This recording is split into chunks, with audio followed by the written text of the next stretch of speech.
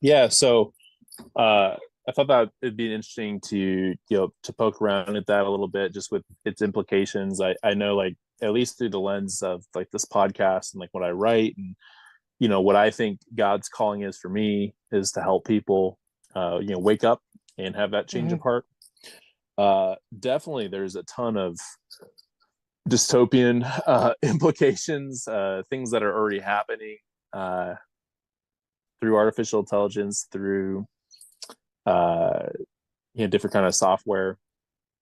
And I know that you game, that you're a software developer, and you're really in a lot of this world, this space. So I think with the view of, maybe for the audience, that might be less educated or haven't seen this stuff as much, but they might have themselves, or have kids that are going to be susceptible to what I would say is kind of almost like a campaign. It seems like anytime you're on any social media, there's a campaign out there of bots or Hmm. ads or things that are meant to get us addicted or to trigger us. Just wanted to see like what your thoughts were on that, like what you're seeing now, maybe what you see in the future, and just tips for people on the internet, to obviously the change of heart piece that's going to come from that individual, and it's all unique. But I think sometimes there's things that can kind of help wake people up a little bit, to where you're like, wow, like that's really kind of a predatory thing that this social media app's doing, or these algorithms really seem to be geared towards showing somebody like the most sexual content. uh and you could have like a 10-year-old on YouTube Shorts or something, and you could be exposed to something. So yeah, just your take on that. I'll let you take it away.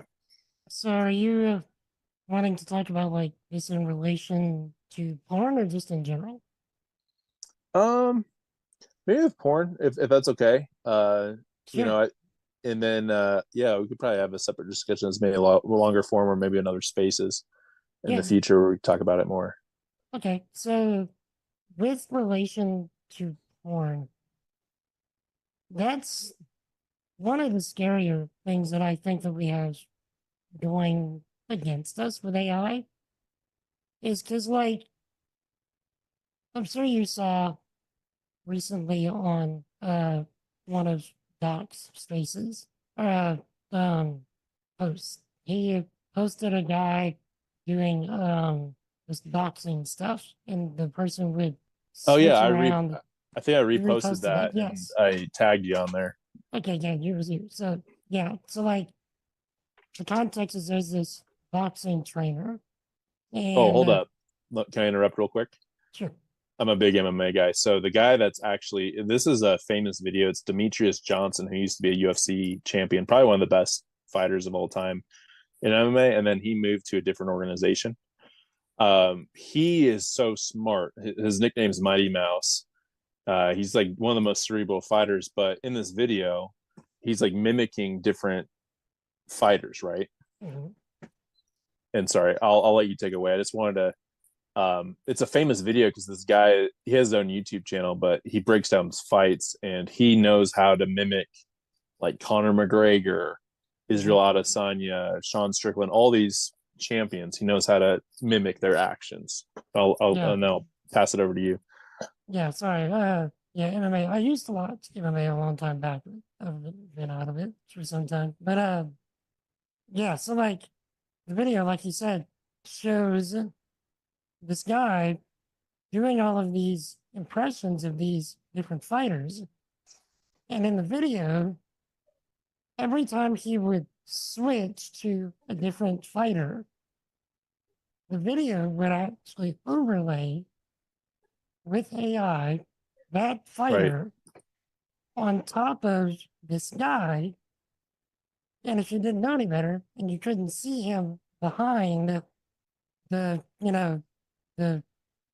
AI thing, you would think like, man, that looks pretty good. If you didn't look pretty close, you would think it's the guy.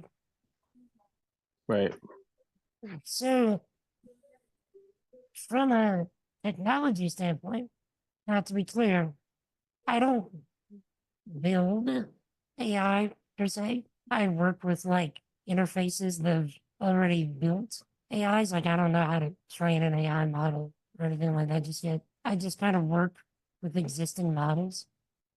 Um, so like from a technology standpoint, that is super cool for making things like motion capture, for Right. doing like animated movies or cutscenes in games, like way more accessible.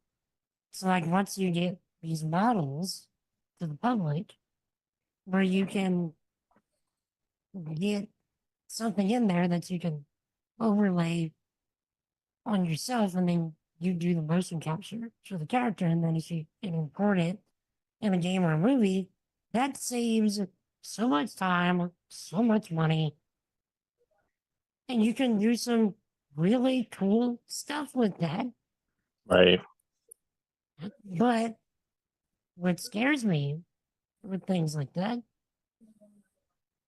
is like I'm sure a lot of people thought of immediately without me saying like the political ramifications of this. So like we already have deep fakes of Right. any political person you want to think of saying pretty much anything. And we can create those without a terrible amount of effort. Right. And that makes that type of technology makes things like this even more Ooh, accessible. Let's look at that. Um, nice. makes things like this even more accessible, Right. which is bad. But then go even further to the porn aspect of this. We can take pretty much anybody, and if we get sufficient amount of visual data on them, you can have pretty accurate deepfakes of literally anyone doing pornographic or Right. other horrendous acts. Right. And that scares me on, particularly for women. That scares me Sure. for women Sure. because, like, I can think of half a dozen to a dozen women that I know that are absolutely wonderful women and gorgeous too, that would never do these kinds of things. It's against their character, it's against their nature that, you know, someone with enough malicious intent could take Right. that and make horrible things as them. And it could ruin their life. Yep. And which you could even do that with men to Sure. to smear them like, oh look, I found this guy cheating on his wife, and it's just a deep fake of getting enough visual data. So that that concept is horrifying to me, and even as a software guy, like I'm at a loss for how to stop it. Like there's no way in my mind that you could regulate reasonably, you know, who gets this stuff and how they use it. It's kind of like Right. guns. Like we Right. can regulate guns all day long, but the guys that are gonna have guns illegally are gonna have guns illegally. So um, it's the same idea here, and so that's terrifying to me.